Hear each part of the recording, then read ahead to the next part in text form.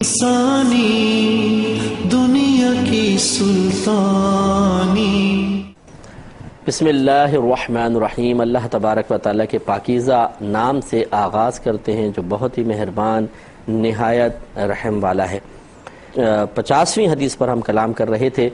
48ویں حدیث جبریل تھی، پھر 49ویں حدیث وہی ہرقلہ والا جو تھوڑا سا ایک ٹکڑا تھا، اور اب 50ویں حدیث پر ہمارا کلام شروع ہوا تھا، جس میں حضرت نعمان بن بشیر رضی اللہ تعالیٰ عنہ راوی ہیں، اور یہ کہتے ہیں کہ نبی کریم صلی اللہ علیہ وسلم نے ارشاد فرمایا کہ حلال بھی بالکل ظاہر ہے، حرام بھی بالکل ظاہر کر دیا گیا ہے شریعت کی طرف سے، لیکن بعض اس کے درمیان چیزیں ہیں جو مشتبہ ہیں، کہ ان میں شبہ پیدا ہوتا ہے کہ یہ حلال ہیں یا حرام ہیں۔ نبی کریم صلی اللہ علیہ وسلم نے اس کا ضابطہ قاعدہ یہ بیان فرمایا کہ ان شبہات سے بچیں، ورنہ اگر انسان اس میں ملوث ہوگا تو آہستہ آہستہ غیر محسوس طریقے سے حرام میں جا پڑے گا۔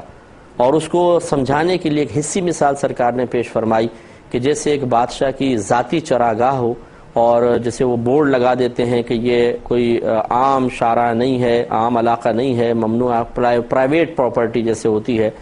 اور وہ ہو بھی بادشاہ کی کہ کوئی اس میں داخل ہو جائے تو اس کو سزا ملے، اور کوئی چرواہا اپنی بکریوں کو اس کے باہر قریبی چراگاہ میں چھوڑ دے،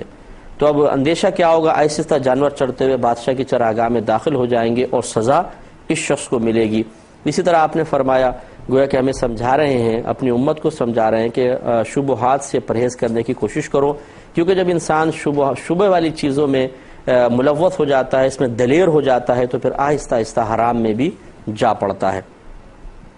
اور پھر آپ نے ارشاد فرمایا کہ ہر بادشاہ کی ایک چراگاہ ہوتی ہے، اللہ تعالیٰ کی بھی ایک مخصوص چراگاہ ہے، اور وہ ہے حرام کردہ امور، اس کے حرام کیے ہوئے کام ہیں۔ گویا کہ یہ اللہ تعالیٰ کی ایک گویا کہ چراگاہ ہے، اس کے باہر جو ہے اللہ تعالیٰ نے تمہیں اجازت دے دی ہے کہ تم حلال کام کرو، گویا کہ اپنے جانوروں کو چراؤ، لیکن اگر تم نے جانوروں کو چھوڑ دیا اور اس میں داخل ہو گئے تو پھر وہ سزا کے مستحق ہو گئے۔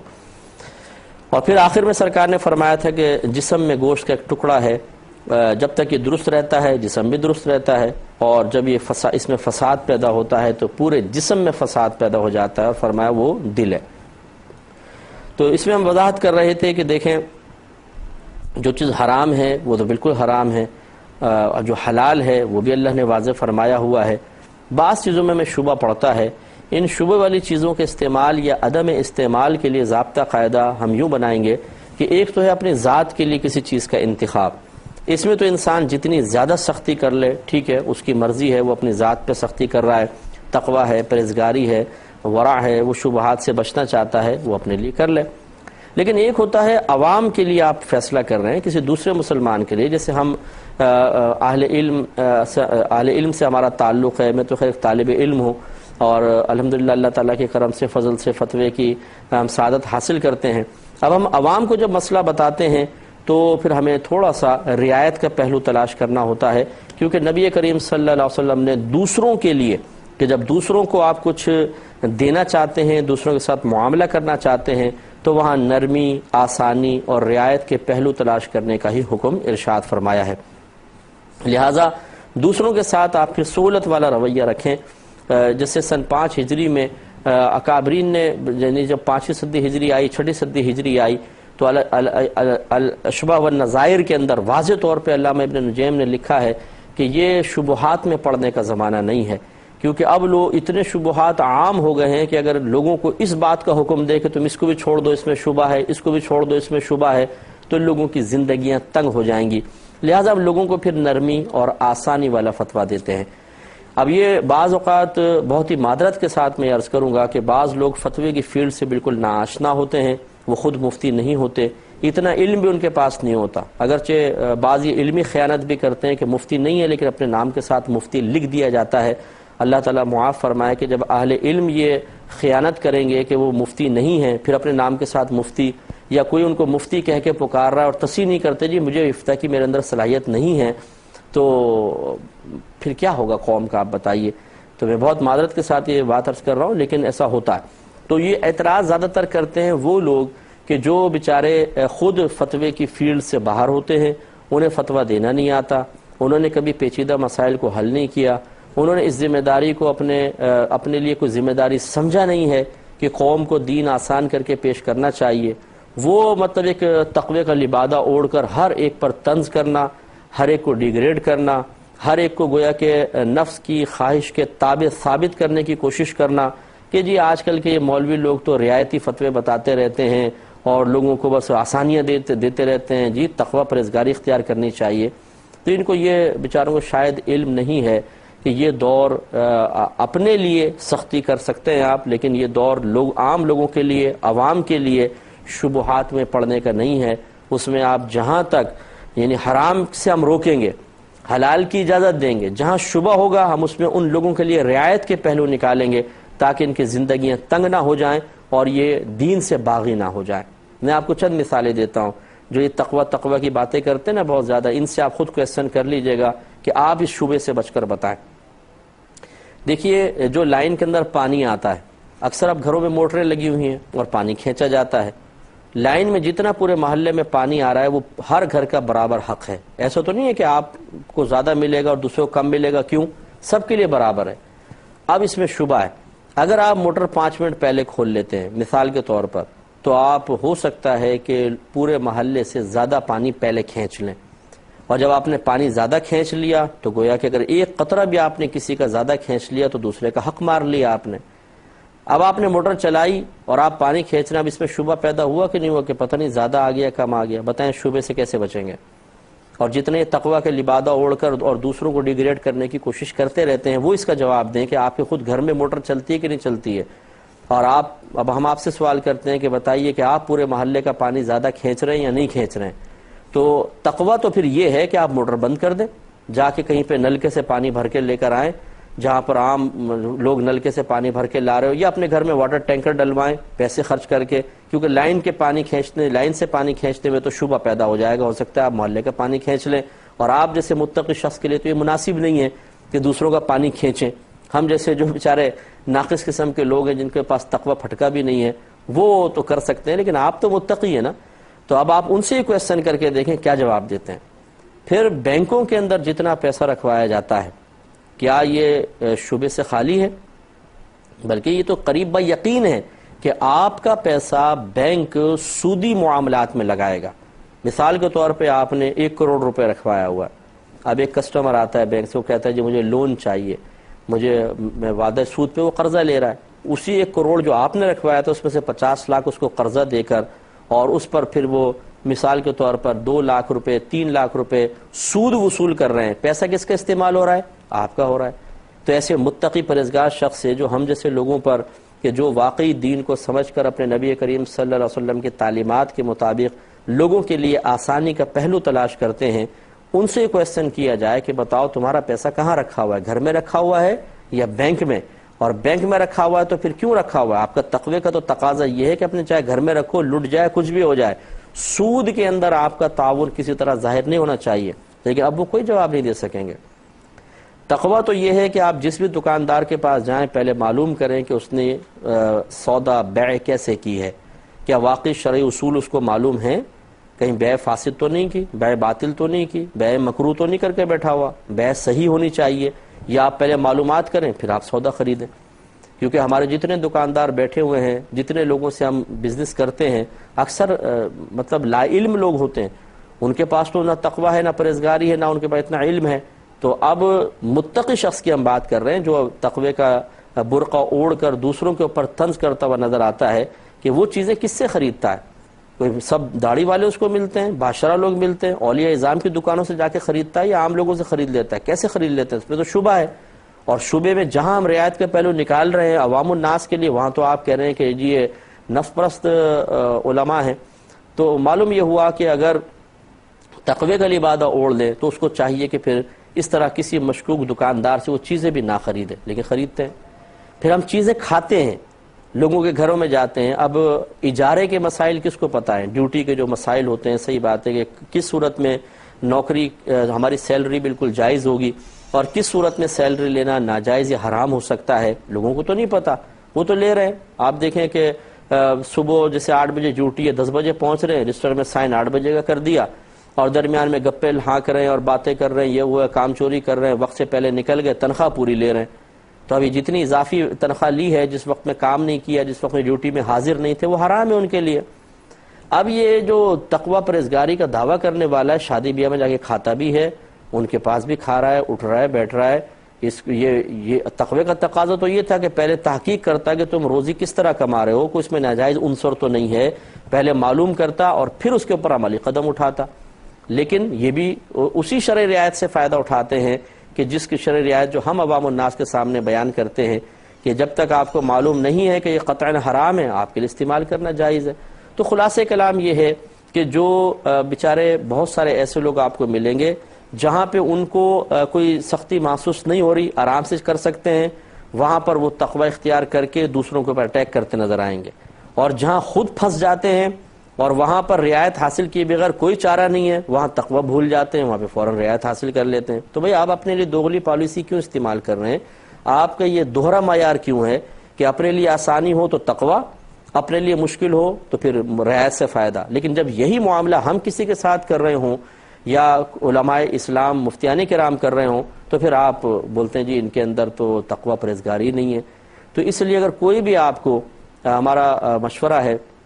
کہ آپ کو کسی معاملے میں، کسی چیز میں اس طریقے سے اپنے تقوی کا اظہار ایک شخص کر رہا ہو اور علماء پہ طنز کر رہا ہو، مفتیان کرام پر، یا آپ کو مجرم قرار دے رہا ہو، تو ایک لمحے کے لیے کسی مستند مفتی صاحب سے آپ معلوم ضرور کر لیجئے گا کہ اس میں شریعت آپ کو رعایت کا پہلو دیتی ہے کہ نہیں دیتی، اور اس طرح یہ بیجا تقوی کا اظہار کر کے امت کے لیے سختی کے پہلو نکالنا کیا شرعی حیثیت رکھتا ہے۔ دیکھیے جو اہل علم ہے اس کے دو بس میں باتیں عرض کروں گا، وہ سمجھیں گے کہ نبی کریم صلی اللہ علیہ وسلم نے بیع سلم کی اجازت عطا فرمائی، حالانکہ شرعاً بیع سلم جو ہے وہ معدوم کی ایک طرح سے بیع ہوتی ہے۔ اسی طرح استثناء کو جائز قرار دیا، استثناء کی بیع جو ہے یہ بھی ایک معدوم کی بیع ہوتی ہے۔ اس طرح خیار شرط نبی کریم صلی اللہ علیہ وسلم نے اس کی اجازت عطا فرمائی۔ خیار شرط میں اسی طریقے سے یہ تو ایک شرط لگا دی جاتی ہے جس سے بیع فاسد ہونی چاہیے، لیکن نبی کریم صلی اللہ علیہ وسلم نے اس کو حلال رکھا ہے۔ تو خلاصہ کلام یہ ہے کہ بہت ساری چیزیں ایسی ہیں کہ جو عربوں کے اندر رائج تھیں، نبی کریم صلی اللہ علیہ وسلم نے باوجود متقی ہونے کے ان کی اس عادت کا